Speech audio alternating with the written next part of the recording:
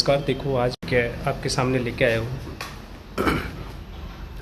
पहले मैंने आपको कराया विलोम शब्द में मैंने आपको समथिंग 30 से 35 करा दी, जो एक महत्वपूर्ण है। बाकी भी कराता रहूँगा बीच बीच में। और आज मैं लेके आया हूँ आपको संधि। देखो संधि क्या होता है, संधि की परिभाषा, संधि के भेद और कितने प्रकार की संधि होती है वो मैं आपको डिटेल में बताने वाला हूँ। देखो क्वेश्चन नंबर ये है आपके सामने संधि। देखो संधि का शाब्दिक अर्थ होता है मेल। क्या होता है? शाब्दिक अर्थ होता है इसका मेल। संधि का शाब्दिक अर्थ है मेल। ये यहाँ लिखा हो। परिभाषा: दो निकटवर्ती वर्णों के परस्पर मेल से जो विचार परिवर्तन होता है उसे संधि कहते हैं। यानी जो दो निकट वर्ण होते हैं उनका परस्पर मेल जो विचार आता है उसको हम क्या बोलते हैं? जो परिवर्तन हो जाता है उसको बोलते हैं हम संधि। देखो संधि के 3 भेद होते हैं। संधि के कितने भेद होते हैं? 3 भेद। पहला भेद होता है आपका स्वर संधि, दूसरा होता है व्यंजन संधि और तीसरा होता है विसर्ग संधि। देखो इनको भी पार्ट में डिवाइड किया हुआ है। जैसे आपका स्वर संधि हो गया, स्वर संधि के 5 भेद होते हैं। स्वर संधि के 5 भेद कौन कौन से होते हैं? जैसे आपका दीर्घ संधि हो गया, गुण संधि हो गया, वृद्धि संधि हो गया, यण संधि हो गया और अयादि संधि हो गया।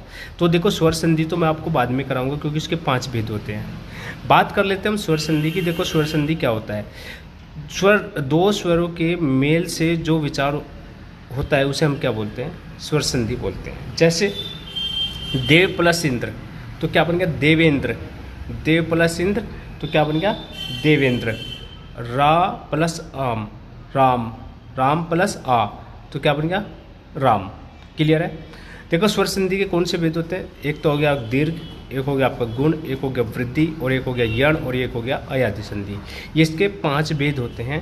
किसके होते हैं? तो ये होते हैं आपके स्वर संधि के। ठीक है, ये मैं आपको कल वाली क्लास में कराऊंगा। स्वर संधि प्रॉपर एक उदाहरण के साथ और परस्पर मेल के साथ वो क्लियर मैं आपको करके कल बताऊंगा प्लीज़। ठीक है, और गाइज अगर मेरा चैनल प्लीज़ सब्सक्राइब कर लीजिएगा।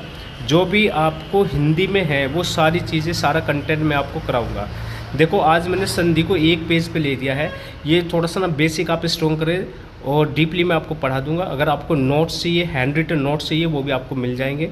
और आपको अगर PDF चाहिए वो भी आपको मिल जाएगी। पूरी संधि आपको मिल जाएगी और पूरी हिंदी मिल जाएगी आपको, वर्ण से लेके और आपका गद्यांश तक जो भी हिंदी आती है। साहित्य चाहिए तो साहित्य मिल जाएगा और आपको व्याकरण चाहिए, व्याकरण मिल जाएगा, मुहावरे मिल जाएंगे, लोकोक्ति मिल जाएगी और जैसे पर्यायवाची शब्द होगी और आपके विलोम शब्द होंगे, सारे वही मिलेंगे जो आपके आने वाले, जैसे यूपी का कोई भी एग्ज़ाम है, स्टेट का कोई भी एग्ज़ाम हो जिसमें हिंदी आती है, वो मैं आपको सारा करके दूंगा। ठीक है, बात कर लेते हैं सेकंड नंबर व्यंजन संधि।